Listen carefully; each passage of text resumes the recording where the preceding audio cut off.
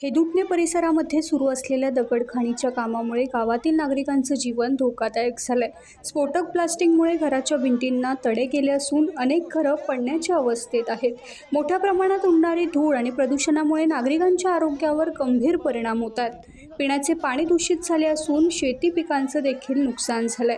खाणीलगत प्राथमिक शाळा असून लहान मुले शाळेत शिक्षण घेत आहेत। त्यांच्या जीविताला धोका असल्याचे आदिवासी बांधवांचे म्हणणे आहे। दगडखाणीतील ट्रक, डंपर, अवजड वाहने गावातून जात असल्यानं अपघाताचा धोका देखील निर्माण झालाय।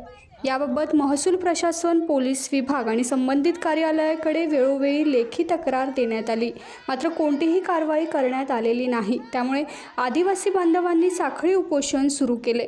यावेळी दगडखाणी तात्काळ बंद करण्यात याव्यात, गावकऱ्यांच्या जीवित आणि संपत्तीचे संरक्षण करण्यासाठी पोलीस सुरक्षा उपलब्ध करून द्यावी, दगडखाण मालक व संबंधितांवर ट्रॉसिटी तसेच पर्यावरण व महसूल कायद्यानुसार कठोर कारवाई करण्यात यावी अशी मागणी यावेळी करण्यात आली।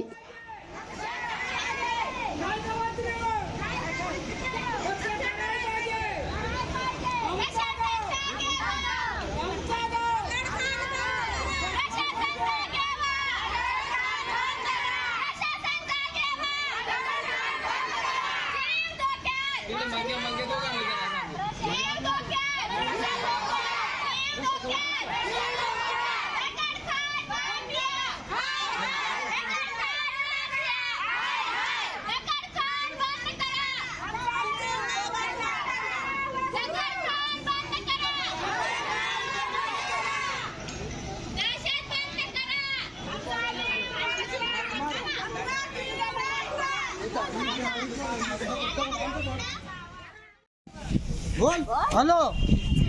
तसाच महिला मंडळी, माझी गाववाली सदीक्षे, तसा आम्हाला एवढा कोरीवाल्यांचा त्रास आहे का पहिल्यापासून आम्ही जुनं डोकरं आहोत। जुन्या डोकऱ्यांची आमची मान्यता झालेली होती, पण आम्हाला काय वाटलं आमच्या डोळ्यावर त्याही धुरला उडवला आणि नंतर आमचा सांगून ते ऐकत नाही अजिबात।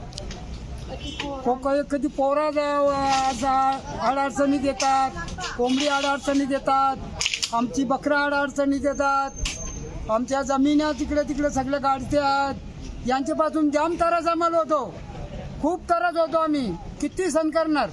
आता तर आज तुम्ही ही जनता आमची वैतागून गेलेली आहे। हा, मगून आम्ही इथपर्यंत आलेलो आहोत म्हणजे, पण आम्हाला विषय आहे का कोरी बंदच पाहिजे, अजिबात न चालू करायला पाहिजे।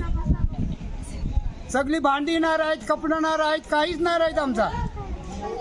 आमच्या डोळ्यावर धुरला उडवलाय। जर याचा कृपेन तुम्ही याच्यावर ध्यान करा। आम्हाला बंदच करा, आमची शेतं भरली, भात ना पीक का काय ना। काय काय नुकसान झाले तुमचं? शेती भरली आमची, घरात टाकली, येत्या घरात अडकली सगळी। आज तुम्ही तहसीलला आलात कार्यालयावर, तर काय तुमची मागणी काय आहे पहिली? पुरी बंद म्हणजे बंदच करा।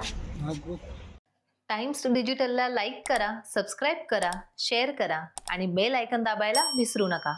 पाहत रहा टाइम्स डिजिटल।